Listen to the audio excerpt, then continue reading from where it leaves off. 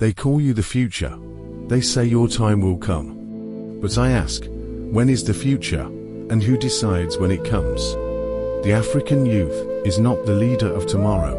He is the unemployed graduate of today, the frustrated dreamer of today, the silenced protester of today. He walks the streets with a degree in one hand and rejection in the other. She sells her dignity for survival, while her leaders buy jets and designer suits. You are not the future, you are the disrupted present. They say you are lazy, but who gave you land to farm? They say you are rebellious, but who gave you justice to believe in? They say you should wait your turn, but while you wait, your country is being auctioned.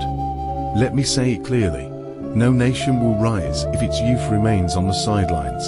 Africa will not be saved by old men writing constitutions they don't follow. Africa will rise when her youth stops dancing behind politicians and starts building something they cannot destroy. Youth must not be tools of violence during elections. They must be engines of innovation, guardians of justice, and warriors of truth. The youth must not wait to be handed power. They must build parallel movements, create new economies, master new technologies, and lead by action, not ambition. If they deny you space, create your own table.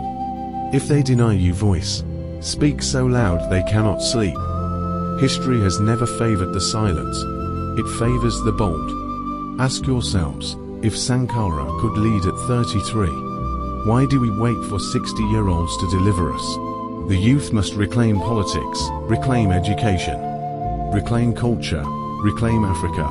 Let this be the last generation that is promised tomorrow and denied today. Truth in Africa is dangerous. It does not earn you applause. It earns you enemies. It does not win elections. It wins you exile. In a continent where lies wear suits and steal with smiles, the truth teller is often seen as the traitor. They call it patriotism when they silence dissent. They call it peace when they kill protest. They call it development when they build roads on the backs of the poor. But let it be known, truth is not treason. Truth is the first step toward liberation. Corruption in Africa is not a bug. It is the system.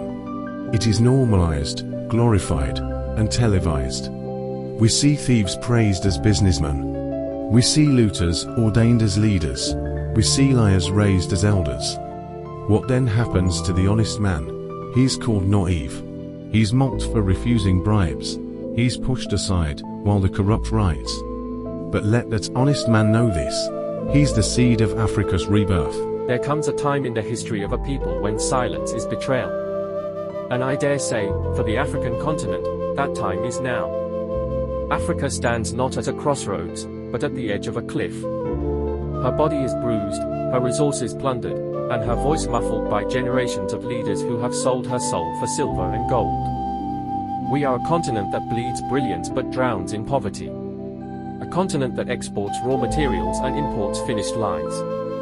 A continent where the youth are told to dream, but the doors to those dreams are locked by corrupt old men with rusted keys. They call us independent. But what kind of independence is it when our currencies depend on European banks? When our budgets are written in Washington and signed in Paris? When our leaders kneel before foreign interests while our children kneel before empty plates? Africa, the land of 1,000 tribes and 1,000,000 dreams, has become a playground for foreign powers. They come with aid in one hand and chains in the other. They come with contracts that sound like cooperation but taste like colonization. They teach us democracy by destabilizing our elections. They fund our peace by fueling our wars. And we call it diplomacy. I call it deception. And what of our leaders? Oh yes, we must speak of them. They wear African fabrics but think like foreign puppets. They smile in front of cameras while stabbing their nations in the back. They sit in conferences discussing the youth, yet when the youth speak, they are labeled rebels and locked away. Leadership in Africa has become a retirement plan for men who failed in their earlier professions. The presidency is now a pension package, not a platform for progress. The ministerial seat is a throne, not a service post. The State House is a castle built on broken promises and empty slogans. And yet the people clap. The people cheer. The people dance when their oppressors throw them crumbs. We have been conditioned to celebrate suffering. We have normalized injustice. We have spiritualized poverty and baptized corruption. My brothers and sisters, Africa does not need new gods. She does not need new prophets. She needs accountability. She needs courage. She needs men and women who fear nothing but failing the next generation. Let me be blunt, our education system was designed to create servants, not thinkers. We teach our children how to pass exams, not how to solve problems. We teach them the history of Europe but forget to teach them the glory of Mali, the strategy of Shaka Zulu, the wisdom of Naira, the resilience of Biko. We give them degrees without dignity, certificates without confidence. And when they graduate, they are told there are no jobs, so they flee. They cross deserts and drown in the Mediterranean chasing a better life in lands that once colonized their ancestors. We are losing the best of us to the worst of the world. Our doctors treat the sick in London. Our engineers build railways in Dubai. Our teachers inspire children in Toronto. Meanwhile, our hospitals rot, our roads crack, and our classrooms collapse. Africa is being emptied, not of minerals, but of minds. And yet, amid this tragedy, I still believe. I still believe in the African child who wakes at dawn to walk miles for water. I still believe in the African mother who feeds 6 mouths on one meal. I believe in the African student who studies by candlelight. They are the true leaders, the silent heroes. But belief alone is not enough. We must organize. We must educate. We must awaken. We must tell our children that leadership is not about wealth, it is about worth. That change does not come from elections alone, but from daily actions. That patriotism is not singing the anthem, but questioning the system. Africa will not die in silence. She will rise. But not with guns, with minds. Not with chaos, with conscience. Not with handouts, with hard work. We must dismantle the thrones of the corrupt and build platforms for the honest. We must reject leaders who remember us only during elections and forget us once in office. We must stop selling our votes for rice and start demanding results.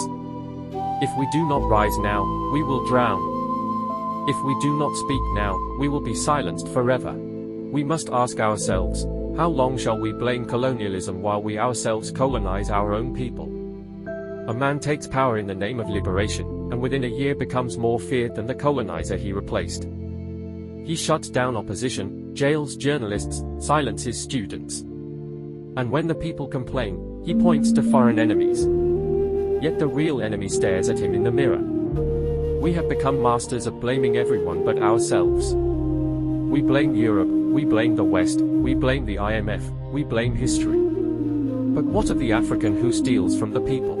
What of the African who sells state contracts to foreign companies for personal gain?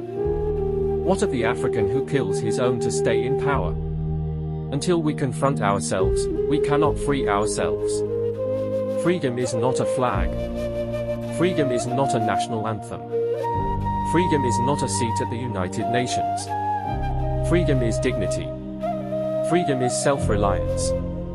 Freedom is when a nation feeds itself, heals itself, teaches itself, and defends itself without begging. Let me speak to the youth. You are not the leaders of tomorrow, you are the disruptive present. The future is not waiting, it is being shaped every day. And if you do not shape it, others will, and they will not have Africa's best interest at heart.